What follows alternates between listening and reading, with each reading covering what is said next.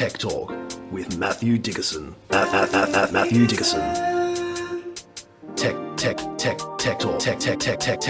Talk. Sit back and relax. It's time to talk technology. Hello, Christmas merrymakers. It's time to step out of the tinsel and put down that gingerbread house, just for a little while at least. Take your mind off things and settle into another episode of Tech Talk with Matthew Dickerson. And here, all kitted out in a fake beard and big red hat, it's Uncle Jesse from the Dukes of Hazzard. No, wait. It is Matthew Dickerson in perhaps the cheapest Santa suit I think I've ever seen. I mean, fake beard. I've been working on this beard for at least months. Just don't tug it too hard. Yeah. It's a bit loose in places.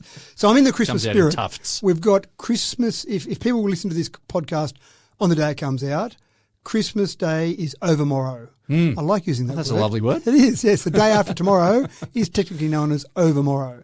So Jot that down, folks. That's right. It's a good one to use around the Christmas Day barbecue.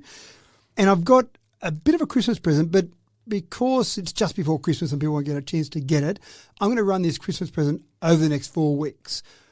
I've got a new book that's come out called Tech Talk 2021. Now, what I like to do with my columns that I write, there's 140 mastheads across this nation where I write a weekly technology column. And I like to look at those columns a few years later because it's quite amusing. When you write the column today and you read it today, you go, gee, that's interesting technology I'm talking about. That'll definitely go ahead, maybe, possibly. But a retrospective on stuff that was a predictive thing almost. Yeah, that's right. That's so really interesting. I normally leave it a couple of years and then release those columns in a book or take the best of those columns and release them in a book. And I actually find it quite amusing going back and reading going, oh, that was just stupid, wasn't it? What was I thinking when I wrote that column? But, of course, you're writing it with the best knowledge of the day. Yeah, that's right. And that's tempered by, well, all the other things that were happening at the time as well. Yeah, that's right. And when I read through it, sometimes I go, yeah, that's good. Those things are happening and that thing's really taken off and those things not so much. So it's actually that sort of look back at those columns. But that book is just about to come out. And so what I want to do for our listeners is give away some copies. So for the next 4 weeks, I'm going to give away 20 copies of that book. Now, all I want people to do for that... Excellent stocking filler. That's right, except it's going to be after Christmas when they get it. Post-stocking filler. That's right. All they've got to do for it is just put a review on whatever podcast app you use. So if you like Apple Podcasts, use that. If you like Spotify, use that. Whatever. I don't mind. Put a review. It doesn't have to be positive. I'd prefer if it was, but we're not going to be prescriptive and say it's got to be positive. You just put a review, send a screenshot of that review to freebook@techtalk.digital. So a good old-fashioned email, freebook@techtalk.digital.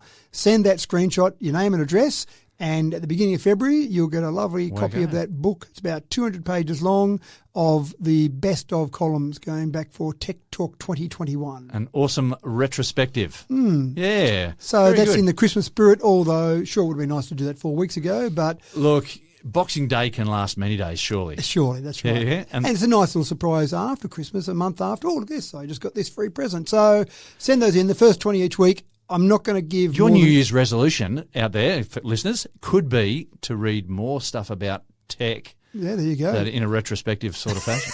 That's very specific, isn't it? But that's an easy one to do. That's an excellent New Year's resolution, easy to fix. So all I'm saying is that I'm not going to give a book to someone twice, so it's got to be someone different that sends that review in. If you reviewed it in the past, I don't want you to feel like you've missed out, so you can send me an old review if you like. If you've already done a review 2 years ago, then send that review in. Update it if you want, but I feel like sometimes promotions are always about just the new stuff, but I feel it's a bit unfair to people that have done it previously. So if you've done it previously when there's no reward on offer, then just send me a screenshot of that. So basically send a screenshot through and you can get that, say, 20 each week for the next 4 weeks and a bit of a thank you to people as well, but hopefully a bit more interest in some of those columns. Wonderful. Fantastic. Well, let's get on with this episode. In this Yuletide episode, we're looking to the stars to solve a modern problem with GPS jamming. We're also looking into the merits of getting your head tattooed, and we'll tidy up your email box without causing tears. And finally, we'll take a look at why somebody created a robotic rat. But let's get rolling, or we'll be still here at Christmas time. Is your board games? Are you a board game sort of a family? Do you own a really old Monopoly or Cluedo set with a box that's all worn and torn at the corners, held together by aging tape?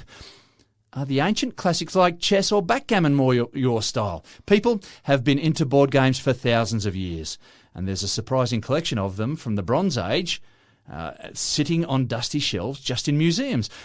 The question is, Matt, what do you do when someone's lost the rule book centuries ago? Well, it's not even just about losing the rule book centuries ago. That's what the story is about. But my son loves his board games, and when he comes home from time to time, he'll bring some new board games with him. And he brought a board game home one time where the objective was that you didn't tell people the rules. You played the game, one person knew the rules, and as you played the game, you had to work out what the rules were and what different cards meant. And it sounds frustrating, and it was a bit, but it was a different concept Did of a board anyone game. get hurt? No, luckily they were only soft cards and soft pieces for the board. But So you win when you understand the rules? well, when you do understand the rules, then you can play the game better, and then you can actually go forward. So it'd be a bit like and which is a very simplistic game, but trying to work out the rules with Okay. Even having said that, no one knows the rules for because everyone says, can you pick up and put down straight away? Yes, no. That's enough for people to lose fingers over. And you've got local rules with Exactly right. and local rules with Monopoly too. Oh, absolutely right. So in this case, I'm sure there were local rules, but we don't really know them. They found board games 4,500 years old. Wow. Now, I would have thought 4,500 years ago, I was pretty much focused on getting something to eat, getting somewhere maybe warm to sleep at night. I didn't think I was spending a lot of time going, I've got some leisure time now. I've done the washing, put the microwave on for dinner. Long hours around the campfire and people thinking, well, I'm not ready to go to sleep yet. Yeah, probably. So they found in a grave a 4,500-year-old board game. It had a coiled snake board, sounds like snakes and ladders, but it had a bit more than that.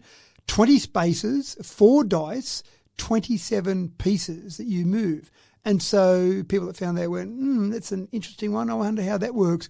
In Egypt, they found some, again, games that were several thousand years old. And so historians who are probably not focused on board games, they're probably focused on history, didn't know a lot about these. And, of course, bring AI into the picture. Now, AI... of course. And this is one thing that AI, we talk a lot about AI, but one thing AI has got the ability to do, and that's know everything. So if you know the rules of, not the local rules, the proper rules, then AI's got access to that. So every board game. So these historians, they said to AI, using all the knowledge you have of every game out there that exists and the rule books of those, here are the pieces for this game. Can you write what the likely rules would be for this game? And it went, sure thing, and created a rule book for these games thousands of years old. Now, were they right? Well, we don't know. But no one's there to tell them that's right. no. But Otherwise, they would have shared the rules with them. Exactly right. But I think the thing is that the historians could use all their experience information, but their experience would be limited to the games that they've played. That's right. Whereas AI has got every game sitting there in its memory banks. It's not quite accurate memory banks, but for want of a better expression. So it's got all the information and says, well, with those pieces, this is probably what it would be like. And I'd imagine 4,500 years ago, you probably didn't have a rule book. It would be, okay, James, this is how this game's played. And then you say, okay, Sam, this is how it's played. And then Sam says, okay. And it goes down. And then someone else comes back and plays me and Chinese whispers has taken a bet. No, that's not the rules. You can't play it like that. That's right. Well, I was told by so-and-so. Well, I told him the rules. So it's wonder if there's like a 4,500-year-old get out of jail free card. Well, they didn't find exactly that, but maybe one of those 27 pieces was the get out of jail free card. So, Escape from your master, no longer a slave. Well, maybe that's right. If you can beat your master, you can take the death if you get beaten, or the escape if you win. Might have been a bit more drastic than that. So these there are more games than I thought than I knew about. Never really thought about it before, but more games than I would have thought were around thousands of years ago. So they're feeding lots of these to AI to find out exactly how these games are played. Well, games are just a form of problem solving in a lot of ways, aren't they? And it's kind of human nature to throw yourself into problem solving. Well, it's strategic problem solving, and that's what I like about.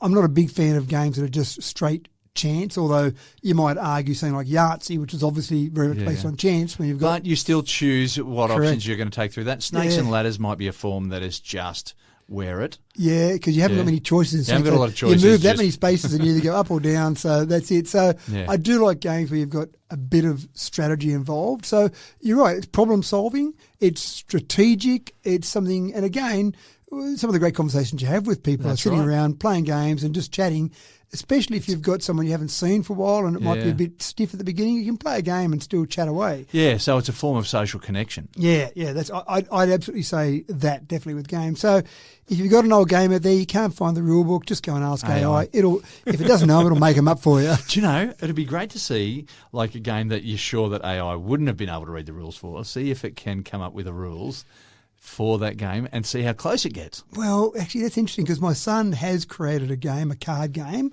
and it's actually not too bad. I've played it with him and it needs a bit of work and a few little things that aren't quite right, but I'll actually say that to him and say, okay, give all this information to AI because these rules aren't published. These are rules that he's made up and see what AI comes up with to see if there's any better suggestions in there. And he's played it a lot with work colleagues to try and refine the rules.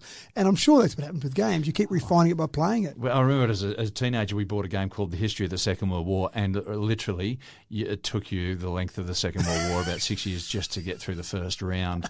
And the rules were so thick. To have AI there and say, no, you just play it like this. It doesn't sound like that interesting a game. The history of the Second World War. You had to be a full-on nerd to really want to get into this one. I'll leave that one with you. Although I suppose if you hadn't ever played Monopoly, you might see the word Monopoly and go, what, you take control? Is that a fun game? Yeah, that sounds like a fun game, actually, doesn't it, taking control? No, you open this box and all the pieces fell out and the maps and all that sort of stuff and you just, it was too much.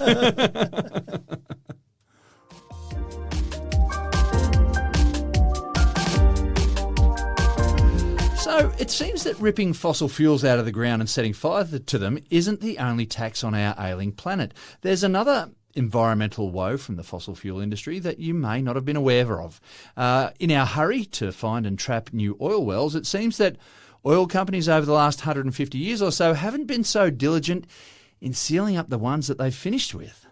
And the leakages from old wells are pretty nasty. Matt, just exactly what is the problem here and how can technology help to minimise the damage? Well, the problem is exactly as you mentioned there, that a lot of these wells, and we're not just talking about a couple, we're talking about since the 1850s in the US, so this isn't worldwide, in the US, there have been about 3.5 million oil and gas wells that have been drilled. See, that's a number that's really hard to picture in your head. It is, because I would have, if someone said to me how many, I would have said maybe tens of thousands, maybe not 100,000. That's a lot of holes in the ground. Tens of thousands sounds about an order of magnitude. 3.5 million. Now, a lot of them, they've obviously pumped out the oil, taken the gas out, whatever, and it's gotten to the point where it's no longer viable, so they just go, okay, we'll just put a little cap over the top of that and away we go. A lot of them haven't been sealed properly and you do get orphan wells. Now, numbers are anywhere from 130,000 unplugged orphan wells to maybe, that's the official figure, but maybe they're saying that maybe 740,000 of those 3.5 million maybe were capped at the time but not capped well enough to seal properly. And then you do get methane being released. We know that's a major problem. We get oil, chemicals, potentially polluting the air, but also maybe some water around that area. So what do you do about all these? You just kind of stick your head in the sand or stick your head down another oil well and pretend they're not there, or do you try and do something about it? Well, the first problem is in the 1850s, they didn't map the location that well. It's probably something where they deliberately didn't map the location that well because they didn't want anyone coming along and stealing the oil from my oil well. So they went, yep, I've got some oil wells over there-ish somewhere, so just leave them alone. Now we're saying, well, we wouldn't mind knowing exactly where these oil wells are so we can go and check on them and go and see what we can do. So researchers have trained a good old AI model. Stop wasting your time with those games. Let's do something a bit more important for the planet. They train our model on some topographical maps, and basically these maps showed about 45 years of various things like oil wells on there. And then go and apply that in terms of look at the topographical maps and look at what the ground looks like around those areas, and then look at maps of the entire US to see if you can find oil wells across there. And of course, AI doing what AI does says, that one looks like one, that one looks like one. So it can actually work out where some of these oil wells are that no one's really taken much notice of. No one's probably aware of them, and so now they can go and look at some of these wells and see what's happening with them. There are so many different aspects of CO2, of climate change, of global warming that we just don't think about. We're so busy focused on... This is completely new to me, yeah. Yeah, we're busy focused on the pollution that cars put out, that generating power, all sorts of other things that we do. I didn't say, well, what about those uncapped oil wells? I wonder how big a problem that is, because I didn't think it was much of a problem. But maybe if it was 740,000, maybe it's a much bigger problem than we think. Now, just when they analysed some counties, 4 counties in California and Oklahoma, AI identified 1,301 potential orphan wells that were not on any maps anywhere, and that the topography around that area was such that these are probably orphan wells. So yeah, and I wonder what it even looks like if you were to come to an orphan well and have and actually spot one and be standing next to one, what it would look like. I mean, what had been done to it? Is it, is there any hint at all that it's an orphan well? Presumably they've taken away the pumping mechanism, because if I'm an oil company, I can use that somewhere else. So I'm not going to waste that infrastructure. But if it's 150 years old, even if they had some sort of metal structure there's a chance it's rusted to nothing anyway. Right, yeah, good point. Yeah. But assuming you took it away, if I'm sitting there and I go, right, I've got all the oil I can out of here, I'll take that pumping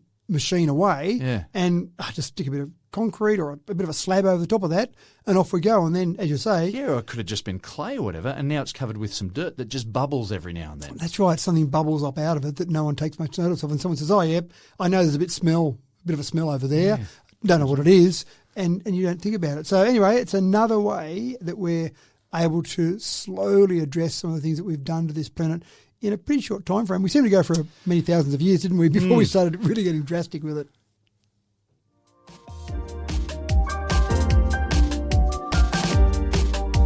The last 20 years have seen a very lucrative growth in the tattoo market, with seemingly the ratio of inked to non-inked adults in the Western population being at least about 1 in 3 in Australia. Well, tattooing is now making an entry into the field of medicine, albeit temporary tattoos, that is. Matt, I'm not sure if a scalp tattoo is a choice that I'd make beyond absolute necessity, but apparently they're making EEG brain monitoring a lot easier. It is fascinating, isn't it? And I'm a bit like you. It just seems like everyone you see now, if you haven't got a tat, you're not a human. You're in a minority. That's right, absolutely. No, but, I actually did look it up. It's about 1 in 3, depending on what state you're in. But in Australia, 1 in 3. So about 33% of people have got a tat. Yeah. Yeah, wow. I'm just hanging around the wrong crowd, so I reckon about 98% of people that I see have got tats. Well, I mean, and then there's some people who've got them very discreetly tucked away just as a personal thing, but other people have got the body art all over them. So I must admit, I do like the ones that have, say, for example, their parents' name or their children's name written on their arm. Just and you in think, case. Yeah, you can't remember them. So anyway, apologies to anyone that's got kids or parents' names written on their arm. I'm sure that there's a good reason for that. But I'm not a big fan, I must admit, of tats. I haven't got any, and my kids, thankfully, at this stage have decided not to. It's their choice, but they've all decided not to, thankfully. But if you wanted to get a tat, then this might be the reason you're going to get a tat. This might be something where you say, sorry, Dad, I had to get the tat of that big snake up my arm because I need it for medical reasons.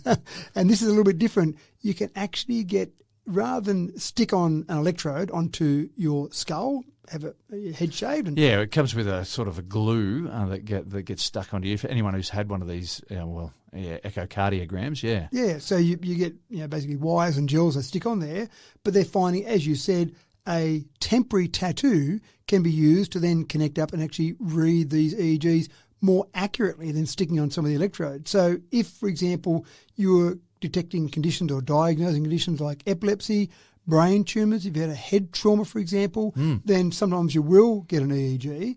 And again, it's just another way that the medical industry is saying, we can do it better, because I actually thought the method of sticking on some electrodes and some wires using a bit of gel seemed like a pretty reasonable sort of method. Yeah. But someone said, well, we can get a better reading if we can get closer and get rid of that gel stuff. How can we do this? Well, let's do a temporary tattoo. And it looks quite interesting. I'm not sure if you saw the photos for it. No, I haven't seen it, no. But it does look like just a bunch of dot tattoos. They're not very impressive as tattoos. There's no big snake or anything on there, but it's just a bunch of dot tattoos and then some wires coming off these dot tattoos. Wow. So it is quite fascinating. And obviously you're getting in a bit deeper to be able to get a better reading of those signals from the brain. So And a lot of those inks are conductive as well, I think. There's metal base to them. Yeah, that's exactly right. And that's exactly what they're using in this scenario. So rather than sticking on that electrode and then using some gel to stick it on there, they're just going, well, we'll just tattoo it straight on. So if my kids come home for a tattoo, I'll be asking if they're using them for medical reasons now, because there is an excuse. There is a reason that's right to do it, but I'm not sure if it needs to be done if you're doing it on the inside of your ankle. Maybe there's not so much EEG needed down there.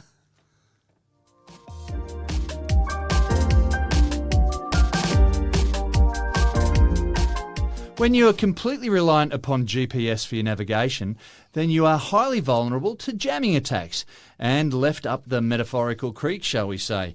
This is a major hurdle for drones, folks. So the solutions lie surprisingly in the ways of the ancient navigators, Matt. When we had people sailing ships around the world before we had GPS, then they managed to work out that the stars were a pretty good way to navigate around there. And I'm sure there was always the expert on the ship who was the navigator. I'm sure there was someone who was called the navigator on each ship, and they relied totally on the information that this person would obtain from the stars to work out if they were going around in circles or going in the right direction. So fascinating that people worked out so many years ago, hundreds of years ago, they could navigate in this way.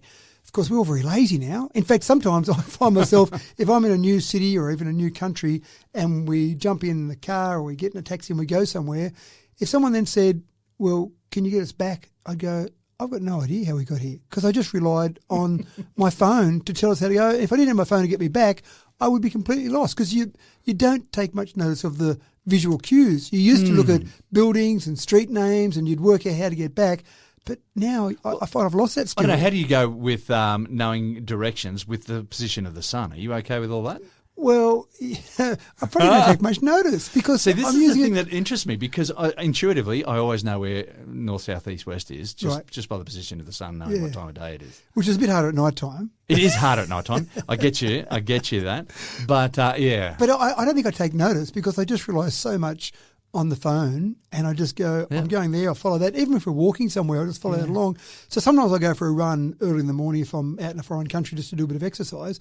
And I've tried just going, right, I'm going to go down this area, and I don't want to come back the same way. I want to see something different. And I'll loop around and I'll go back until I'm lost, and then I'll pull my phone out. And so I reckon 1 in 3 runs I'll get back to my motel, and the other 2 I'll get back somewhere near there and go, nah, I better pull out my phone. So the problem here is that we've become so used to it that if GPS isn't working for whatever reason, now I'll get to that in a minute why it may not work, but a lot of systems start to have a bit of a problem. Drones, we love drones. Drones are fantastic. What a wonderful piece of technology with all the modern things we've got now. I've actually done some keynote talks where I talk about the drone being a great example of all these various components that have come together to allow us to create a drone that we've got today. 20 years ago, we didn't have the things we needed to have to be able to have a drone. So it's a great example of modern technology. But drones do rely heavily on GPS. In particular, things like just return to home. That's a feature in most drones. Just go back to where you took off from. I've got a hilarious story about that, about someone who's using their drone for the first time on the back of a boat. I think it was there on the Spirit of Tasmania. And so it started to get out of range. They thought, that's all right, it's going to return to home. And it did return to the spot that they were at. Now, I want to know if that's a true story, because I've heard that before. I'm not sure if it's an urban myth. Okay, well, it sounds like a great story. It is a great story. I need to talk to someone that it actually happened to. But those sort of features, it does rely on GPS. But we know that you can jam a GPS fairly easily. We've talked about it before around the Kremlin, for example. If you're trying to get navigation to areas around the Kremlin, they actually send out false information that's stronger than the satellite signals to make you think you're somewhere different as you get close to the Kremlin. So that's a bit of a problem for you. Not that we're going to visit the Kremlin tomorrow, but in warfare, say Russia, Ukraine, for example, maybe there are some people there who are going, we need to stop these drones attacking us. And jam's probably not the right word, but will jam their signals. Scrambling, Yeah. We'll put out false information so that drone doesn't know where to go. So some researchers down at the University of South Australia have come up with the idea of a drone using the stars to navigate. Now, again, not much good in daytime, but certainly at night time. So just the same way as those navigators on old ships would look at the stars and work out where they were and which direction they were going, etc., a drone is doing the same thing by looking at these stars and navigating. Now, it's not perfect. It's far from perfect, but it's not too bad. At this stage, they've been able to say, we can get that drone accurate to within 4 kilometres. Now, that's not great. Your return to home feature probably isn't going to work that well. That's a fair sort of a radius. That's right. Lands at your house going, Matt, what did you send me your drone for? No, I said, come to my place. But it's a James. start. It's using an ancient idea to Yeah. solve a modern problem, and I just think that's amazing. And when you think about the accuracy of those stars, and when you're sailing a ship 4 kilometres when you're sailing 5,000 kilometres, probably didn't matter that much unless there was maybe a rocky area somewhere you're trying to avoid, but hopefully there's a lighthouse there somewhere, maybe not when you're discovering new land. But essentially 4 kilometres out in the ocean is probably okay. 4 kilometres for a drone isn't perfect. But again, we're talking about a very rudimentary navigation system, and we're talking about researchers coming up with this at the first instance. As you start to get more accuracy and learn how to do it better, I think there's no reason you couldn't get down to within, say, 50 metres, maybe not the centimetres of accuracy that GPS has, but 50 metres, I think that would be a reasonable figure to aim for. I haven't talked to the researchers, so maybe I'm building them up too much here. But yeah, so we say this is a start. They've realised there's a problem. They work out what the hub of the problem is. Yeah. And that's where they get closer towards a solution, like we do with everything. Exactly right. You get the first version and you keep building on that. And it may not be the researchers from the University of South Australia. It might be someone from somewhere else in the world building information, but it's just fascinating that we've gone back to something from so long ago.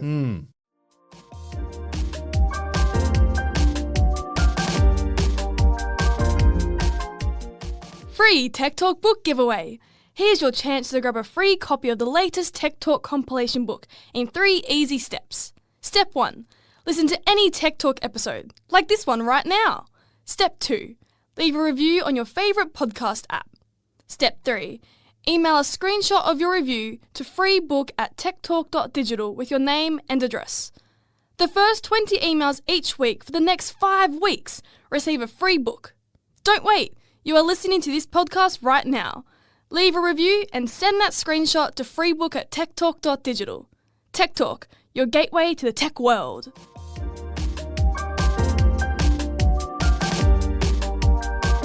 As a child, I remember having a toy rat. It had a little wind-up clockwork mechanism and wheels, and it would scoot across the floor, scaring middle-aged women, mostly my mum, and annoying the cat. They were simpler times back then. But fast forward 45 years, and a retro classic has been given a robotic upgrade, of course. Matt, tell us about this robotic rat and maybe even shed a little light on why. That's the first question that comes to mind, Yeah. isn't it?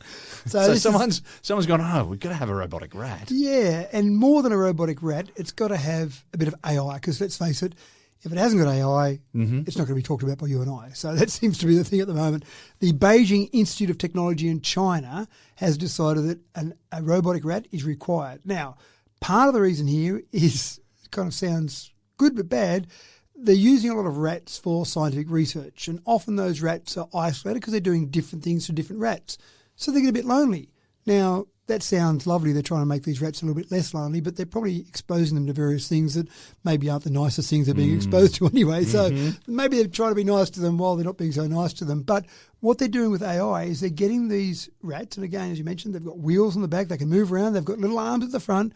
They're getting these rats to mimic the real rats they're interacting with. So their facial expressions, what they do with their arms, they're getting them to mimic them. Right. And what they're finding is the real rats are becoming quite friendly with them because they are as similar to them as possible. And when you think about it, when you're doing something with someone, if you want someone to accept you into the group, then you probably need to be similar to them. That's right, yeah. If you're dramatically different, then people kind of push you off to the side. So surely things like smell are a big thing as well, yeah? Well, that's interesting. So they mimic the rat appearances, they mimic the rat movements, they mimic the rat's odour because they put a bit of rat urine. Oh, of course they do. Of course they do. Because rats stink for a reason. That's right, because they just poop and wee everywhere.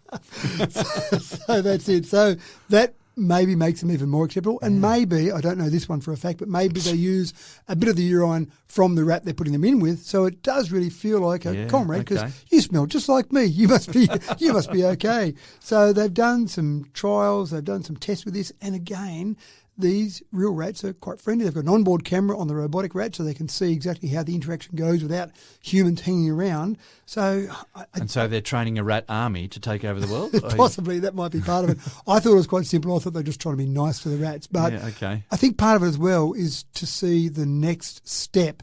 If we want the robots in our homes to do our chores, what will they need to do? I'm not talking about putting human urine on a robot to make it accepted into the home. Fair enough. But what will we need it to do? And I think the researchers are discovering from this that the more like us those robots are, the more we'll accept that we've got a robot in our home doing things. I'm happy to accept a robot tomorrow, even if the robot doesn't look or smell like me. I'm okay with that cleaning up the clothes around the house. But if we want them to be accepted in society, it's probably going to be able to, or have to be able to, mimic our facial expressions, mimic what we do, and maybe even learn individually of each individual person. So you get a vanilla version of a robot at your place, and before you know it, it's talking and feeling and sounding a bit like you, and then one at my place is completely different to the one at your place because it's a bit like me. So I think that's part of the big picture here, rather than just making these rats feel less lonely. Amazing.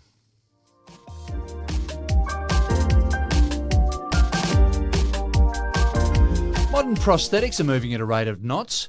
Enabling natural movement in an artificial limb is enormously challenging, with motion delays, limiting gestures, force control causing major problems for users. But Matt, this space just keeps getting better and better and better now that we have minimally invasive muscle implants. It is one of the great things, I think, about the human race, is there are people out there solving a whole range of different problems. And it's not front of my mind to say, how do we solve the problem for someone that doesn't have an arm or a leg or a hand? Because I've got those. But obviously, look, and prosthetics are another. We've been talking about a lot of ancient things. They're an ancient device. And looking for ways to keep people to living as close to the way that they used to. You know, wooden legs for pirates and all that sort of stuff. I mean, without any pirates. That's the what was it? The Hollywood version of Treasure Island. Right. But you know, hooks on hands and all that sort of stuff. Well, they're very common. But getting them to function like you need a human's arm to function, that's a big deal. And it seems a big deal when we've talked about things like Neuralink and having something inserted into your brain, which sounds a bit scary, to get some things working from your brain signalling. But these ones here are at the point now where you're not having to be too invasive in the surgery, have something that's basically a minimally invasive muscle sensor that will look at your muscles that are still operational to then control things further down your arm. So, for example, if you've lost your hand, and there's a fair few movements on your hand, you've got all these fingers on there, they can move all sorts of different ways. But not only that, we've got the power grip and the pressure grip as well. So fine work, So getting a prosthetic hand, for example, that then you can control without having a brain implant, because that would scare me a little bit. Even though I'm in technology, someone said, just put this in your brain. Elon Musk said it's okay. I'm not sure that I'd be convinced that I love that idea. But having something where it was just sensors on my muscles further up my arm, whatever part of my arm was still there, and then training those. And it doesn't take much training. They found that people were training for about an hour before they could start to do things, so they could open their hand, close their fist, pinch fingers together, do a thumbs up, rotate their wrist around. So not a lot of training to do a fair few different things. And this is all about neuroplasticity as well. So a thought that you might have used in the past to put your thumb and forefinger together, for example, now might be the thing that moves the elbow up and down. So, but once you get used to doing that, it's just like thinking. Like plain thinking again. Yeah, that's right. Yeah. And learning to do it. And obviously you do something new, you play a new musical instrument, for example. Yeah. You're training your brain to make your things, your limbs, do other different things. Until you don't have to think about it anymore. Correct. You just play yourself an A chord or a B chord. That's right. Yeah. So in their initial trials, and this is after only an hour, they were finding that they got about 93.8% accuracy for the movements that the person wanted to do, and then got it right. Now, again, that's after an hour. You'd imagine after a couple of days it'd be pretty much 100%. And that was with 11 different hand gestures. So that's not too bad. That's not everything that we can do. but it's not a bad start. So we're getting better and better. We're not quite at the $6 million man yet, where you can just replace everything and you don't realise it. But I do like the idea here, because I think some people would be a bit scared about having surgery where things were put in their arm or in their brain or any part of their body, but having non-invasive or minimally invasive processes in place where you could then say, I can now use something. And I think in a lot of these cases, you probably wouldn't even notice. If a person had a glove on their hand and you saw them moving their hand and picking up things, you wouldn't think twice. And I think that's got to be a large part of it for someone with any type of disability, the stigma associated with it. And someone wants to ask about it. Someone wants to know why they haven't got a hand. How did that happen? What happened in your life? Is that something you were born with? Did you have a terrible accident? But they don't want to ask you. It seems a bit rude, so it sticks in their mind. It must be very frustrating for people that have got any sort of limb missing. And again, if they've got something there where you can't even notice it, then happy You're just days. looking for normal life. Normal life, that's right.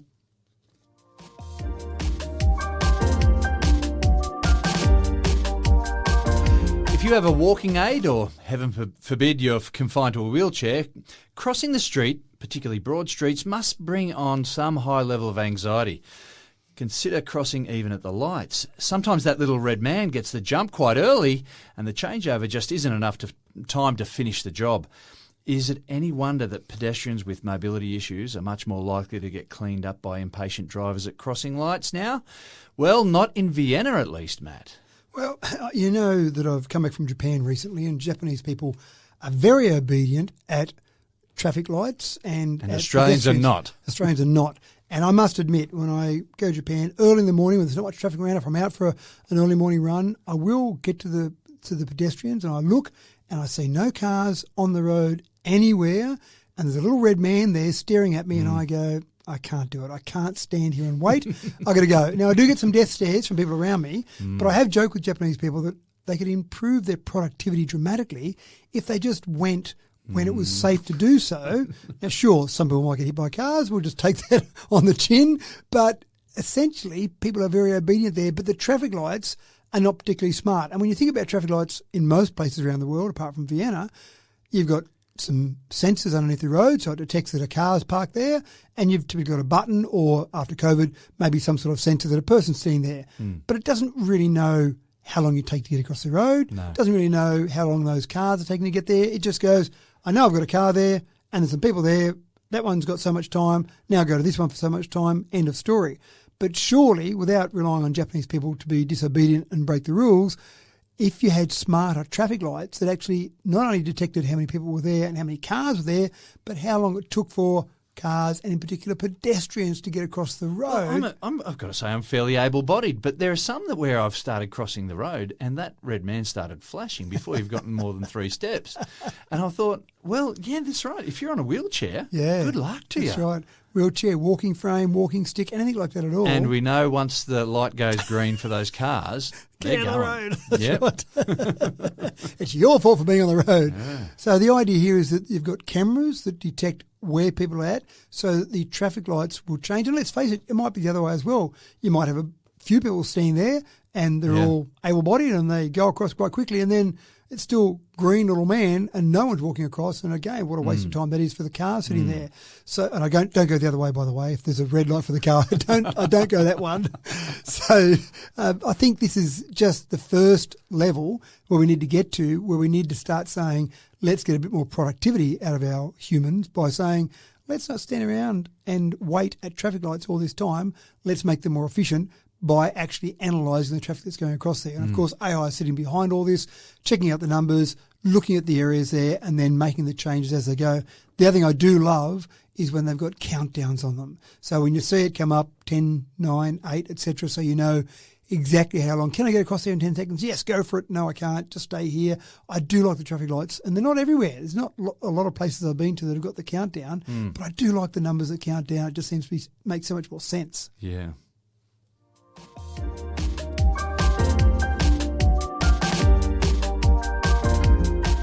Now, I'm not going to lie, my email box is a dog's breakfast. It's a source of deep personal shame, and talking about it out loud is part of my therapy. Apologies if you're listening and still haven't responded to you, and I still haven't responded to your email yet, I should say. Well, Google Gemini has a rescue for me. And Matt, I may just be able to come through this year with my 2025 New Year's resolution to tidy up my digital act. Well, don't waste your time, James. Let Gemini do it for you. You mean there's a simple solution? Well, there's a solution. Is it simple? Maybe. Okay. Do you trust it? That's another big question. Right. So Gemini I don't promises trust myself. using Gmail to begin with. Obviously, they want people to be in the Google ecosystem, but I'm sure there'll be ways you'll be able to apply this to other inboxes, other things such as Outlook in the future.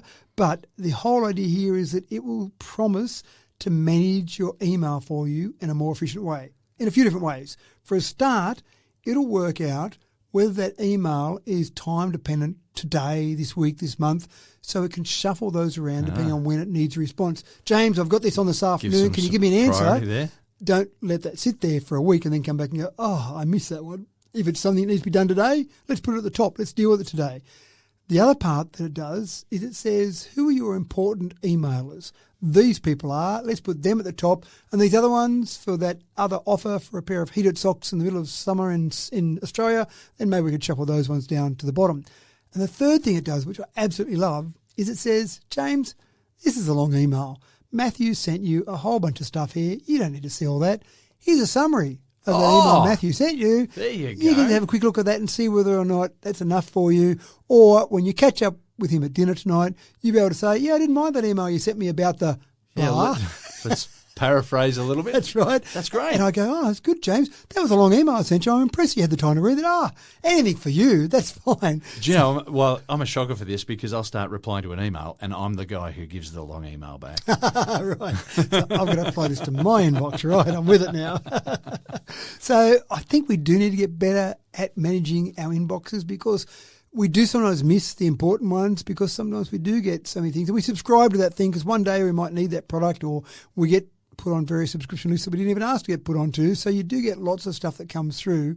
Sorting that out, making sure you deal with the important ones. And sometimes you become, I feel like, a bit of a slave to your email. If you want to keep it vaguely within the tidy stakes, I'm not sure that any of us can actually claim to have a tidy inbox or ones that we've got everything covered. Because sometimes you have that thing that you know is going to take a while to respond. So you sit there and a week later, 2 weeks later, it's just sitting there nagging at you, annoying you.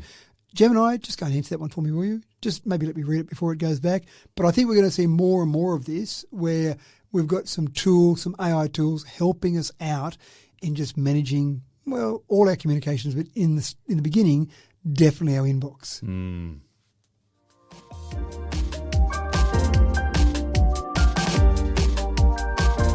So one of the rules of being sick and using the internet is that it's a bad idea to use the latter to diagnose the former. But we still do it. So many of us fall into that Google doctor trap and end up self-diagnosing ourselves with African sleeping sickness or leprosy or Ebola maybe. However, the winds of change are blowing. Online AI doctors are increasing in popularity, perhaps with impatience at extended delays in getting appointments. But for whatever the reason, this is happening. Matt, what is the temperature on this new medical trend? I've actually got a sore foot at the moment, and I did go to Dr. Google because that's the obvious place to go to diagnose a problem. Why wouldn't you? And apparently what I've got is either just at one end of the spectrum, a need to buy more comfortable shoes and just rest for a day or two. At the other end, I've definitely Leprosy. got... Well, I didn't go with leprosy. I must admit that was one I didn't. But I might have gout. I might have plantar fasciitis. I might have cancer, but I could have gangrene and maybe amputation will be necessary. So it seems like a fairly extreme range You should there. just go to a doctor. What? Well, this is exactly what they're trying to avoid with this one. So there's a French health insurance company called Alan. Never heard of them. Interesting name for a health insurance company, but whatever. The French do what the French will do. And they've started trialling an AI chatbot named Mo.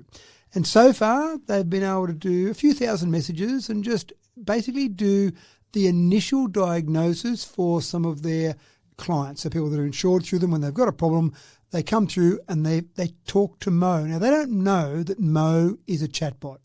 They're letting Mo have this conversation, get some information off them, diagnose this, and then they're doing surveys with these people after they've done some of the initial diagnosis. Right. And they're actually getting, sorry about this, doctors, but they're actually getting better scores in their surveys afterwards than the real doctors. They've been happy with the clarity, the comprehensive information. They've been happy with all the information that's come back in the format that it's come back. It's been very good in terms of the explanations, and most of it's actually been correct. So they've actually got some doctors there to check. To double check. To check, that's right, to make sure that the information that's going out. So they're actually letting the interaction occur, but they've got a team of doctors there who are checking that no more than 15 minutes later. So if you get a diagnosis that says, that's it, you've got cancer, your life's got 15 minutes left, and they're getting back to you within 15 minutes to say no. And so far... I've got to say, this sounds like a really big leap of faith for me. It is a big leap of faith. And I think the way I think about this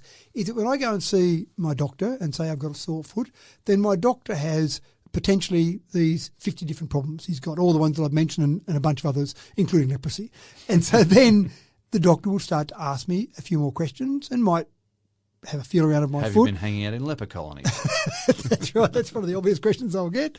And then they might do some x-rays or maybe do some ultrasounds, whatever. So they'll use some diagnostic tools to get more information. But what they're doing is they're essentially going through a database in their mind. They've got a variety of options that it could be. And as they ask me questions and get more information, then they're narrowing down what is the possibility. And then sometimes I've been in with doctors before when they go, oh, that's an interesting one. And they pull out a book and look through it. Now, do I think, well, this doctor doesn't know what they're talking about? Or do I think, good, I'm glad they're researching this and making sure it's correct? Yeah. When you think about an AI, it's got all of these potential ailments and all of the symptoms associated with that. So when AI chatbot says to me, does it hurt here? What happens when you do this? Is it okay when you run but not when you walk? Is it okay when you walk but not when you run? And it's basically narrowing down, doing exactly the same thing as a doctor, but it's got one huge advantage. It's got every possible ailment with all the symptoms associated with that, and it's supposedly just doing a cross-reference and saying, okay, that's narrowed down, this is gone, but this is still a possibility. Right, I've now got down to these 2 or 3 things. It's okay, rest for 3 days, get a pair of comfy shoes, or go and get some more tests done. You definitely need to come in and see a real doctor. So I like that fact about it. Now, I'm pretty sure, and I haven't used it, but I'm pretty sure it's not going to give you an absolute definite diagnosis and say, this is your problem, definitely go and take this medicine or go and take this action based on exactly what I've said. I'm sure it says, here's some likely outcomes and here are the next steps. You need to see a specialist, here's a referral to a specialist, whatever it might be. Out of all the thousands of interactions it's had so far, the doctors, when they were interviewed about how they felt about it, they said that 95% of what they came back with, they were happy with. Now, that's a big number, 5% left over. But the 5%, it wasn't as if they said, no, these were completely wrong. They said, well, I probably would have approached it a little bit differently. I might have said something a bit different. There was only one out of the several thousand they've tested so far. There was one message they said it had something that was potentially dangerous in an inaccuracy. So that's one out of a few thousand. What is interesting is the target, the goal for Mo, according to Alan, is they want to have no more than 1 in 10,000 messages incorrect. And I think, well, that still sounds a bit scary. 1 in 10,000. If I'm the one, I'm not loving that. They can quote stats to me afterwards and they say, well, it's only 1 in 10,000 that we misdiagnosed and that happened to be you, but yeah, I'm not still real happy with that. So then I started thinking... Still got to touch base with the doctor, yeah? Yeah, but what is the misdiagnosis rate for a human doctor? Oh, yeah. I don't know that we have that number, but 1 in 10,000, maybe it is 1 in 10,000 because it's hard for a human doctor to know everything and then go through that process and say, well, it's definitely this based on the things that you've told me. And the one I always find interesting when a doctor says, so how much pain is this? And my pain tolerance level might be different to your pain tolerance level. So I rate it a 6, but you might rate that a... Rate a 10. That's right, yeah. Because it really hurts. That's right. So that's an interesting one. So you're still using human skills to try and get that information. So it is interesting, but we joke about Dr. Google now. We joke about the fact that every time you go to Dr. Google, you've definitely got cancer and you're going to die tomorrow. So maybe with a dedicated medical chatbot, maybe, I suppose part of the thing here would be that I would see this taking some of the burden off doctors for that initial diagnosis, for that initial visit where it's just go in, you see the doctor, by the way, how about this, and this. The thing I do feel like you might miss is sometimes you might go to the doctor because you've got a sore foot and the doctor says, let me have a look at that spot on your face. Oh, that's a bit interesting. We might just take care of that while we're here. And by the way, what's wrong with your foot? So you're going to miss that if you have a chatbot that's going to have a conversation with you. The chatbot's probably not going to say, James, your face, there's a little spot there, you've been in the sun too much. So there's that potential as well. And I wonder, this is why so many men don't go to see the doctor. So many things that are just actually really nothing. And so if my chatbot says, stop wasting my time, it's nothing, you got a sore foot, you stubbed your toe last week, you big Nancy. Maybe real doctors actually look forward to those because they're nice and easy. Yeah, that's right. I thought doctors would look forward to ones where they can say, here, I'll give you this or I'll do this for you and your problem's solved straight away. Maybe they're the ones that are good as the doctor. So it's interesting, but I absolutely definitely see a time not too far down the track where we will go to a medical chatbot. It might be a service we pay for. We might even go into a doctor's surgery and actually use the chatbot there that you can't access online, and you use it there in the surgery to get that initial diagnosis. So when you walk into the doctor, you've already got some of that initial stuff out of the road, so you're maximising the incredible skills the doctor's got, maximising their time rather than chatting about things that are irrelevant. You're getting to the real nitty-gritty of it. Winds of change are blowing. And that's all we have for you today. If you're still Christmas prepping, then it's time to find your focus again, folks, because you need to get busy and get that job done for the sake of everyone and Christmas this year. But if you're super organised and you're done with all that, then just lean into that warm Christmassy mirth and pour yourself another cool Christmassy drink.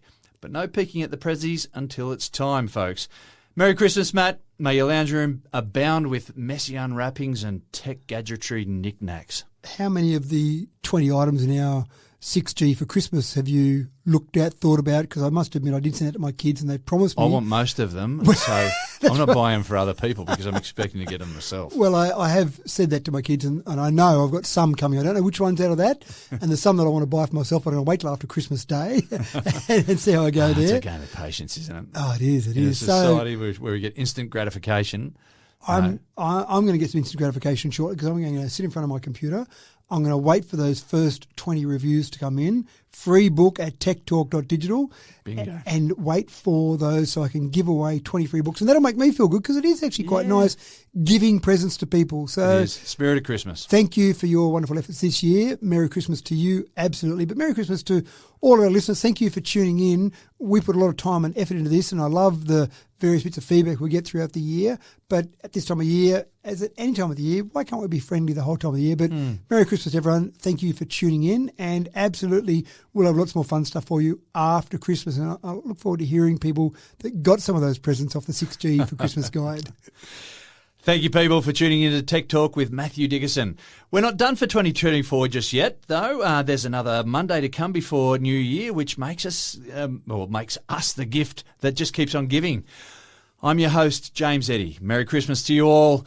I hope that the season is kind to you and that you get to be with the people that you do the things with that make you the happiest.